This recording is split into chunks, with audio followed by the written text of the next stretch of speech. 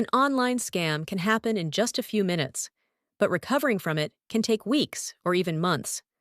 Many victims lose money because fraudulent websites look professional, offer attractive deals, and appear trustworthy at first glance.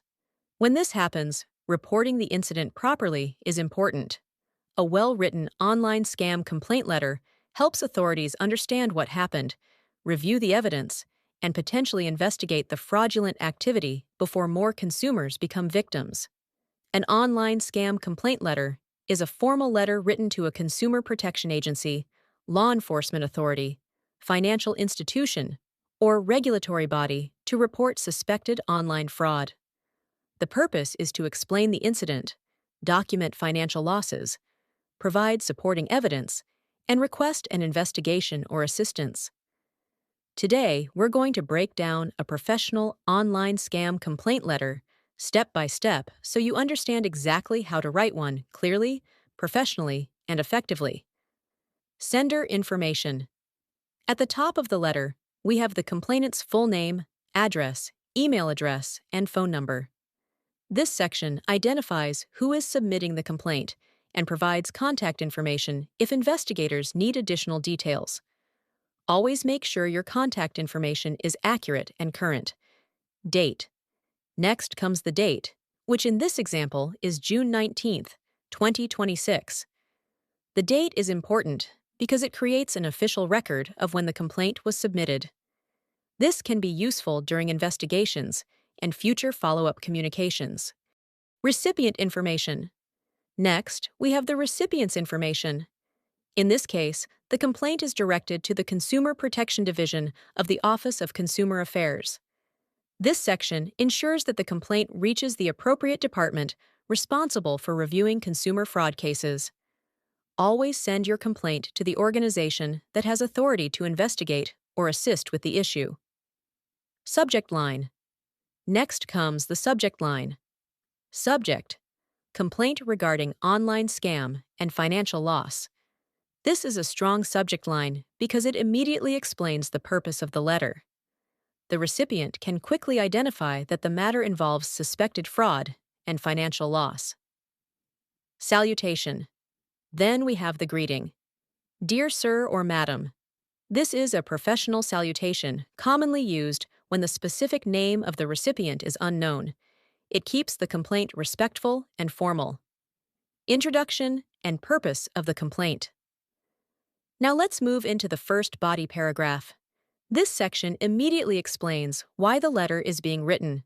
The paragraph says, I am writing to file a formal complaint regarding an online transaction that I believe involved fraudulent activity and resulted in financial loss. This is an effective opening because it clearly states the issue and establishes the purpose of the complaint right away. The agency immediately understands what the complaint concerns. Description of the transaction. Next comes one of the most important sections of the letter. This paragraph explains how the incident occurred. The paragraph reads, On June 8, 2026, I discovered an online advertisement promoting discounted electronic devices through a website operating under the name Tech Deals Outlet. The website appeared legitimate and offered several products at prices significantly below market value.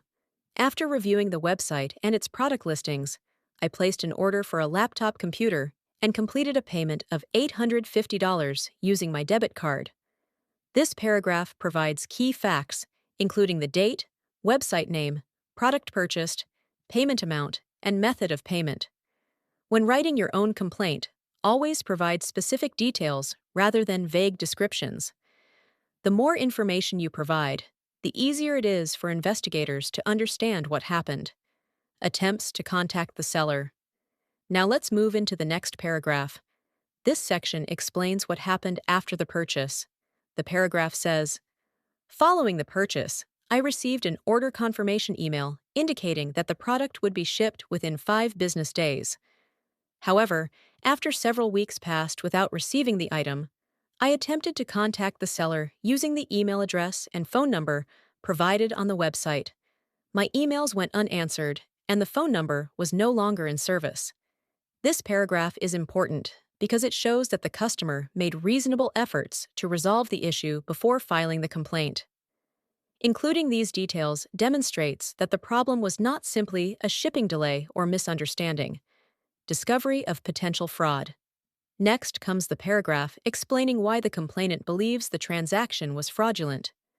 The paragraph reads, "Further investigation revealed that the website had been reported by other consumers for similar issues involving non-delivery of products and lack of communication after payment. At that point, I became concerned that I had been the victim of an online scam." This section helps explain how the suspicion of fraud developed. Notice that the writer focuses on facts rather than emotions or accusations. That approach strengthens the credibility of the complaint. Financial loss and supporting evidence. Now let's look at the next paragraph. This section explains the impact of the scam and the evidence available. The paragraph says, "As a result of this incident, I have suffered a financial loss of $850 and significant inconvenience. I have already contacted my bank regarding the transaction and have retained copies of payment records, order confirmations, email correspondence, and screenshots of the website for documentation purposes." This is a strong paragraph because it clearly identifies the loss and lists the supporting documents available. Whenever you file a scam complaint, keep records of everything related to the transaction. Evidence often plays a critical role in investigations and reimbursement efforts. Request for investigation. Next comes the formal request. The paragraph reads, "I respectfully request that your office review this complaint and investigate the matter as appropriate. I also hope that any action taken may help prevent other consumers from experiencing similar losses."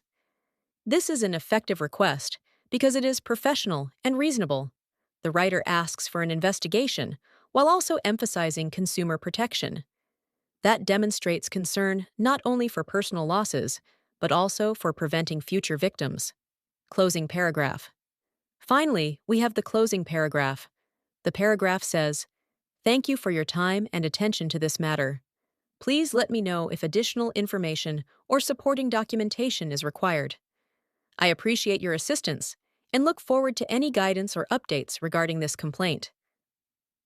This is a professional closing because it expresses appreciation and shows willingness to cooperate with any investigation.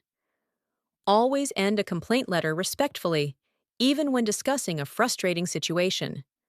Closing and signature. The letter ends with, "Sincerely, Tyler Bennett."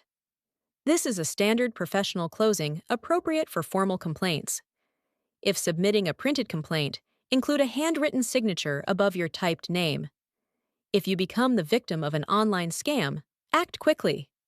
Contact your bank, credit card company, or payment provider as soon as possible. In many cases, faster reporting increases the chances of recovering funds or stopping unauthorized transactions. Keep copies of receipts, transaction records, emails, screenshots, advertisements, website information, and any communication with the seller. The more evidence you have, the stronger your complaint will be. And that's how you write a professional online scam complaint letter, step by step. If this video helped you, please like, comment, and subscribe to Writing Tutorials for more practical writing guides and sample documents. Thank you so much for watching, and I'll see you in the next video.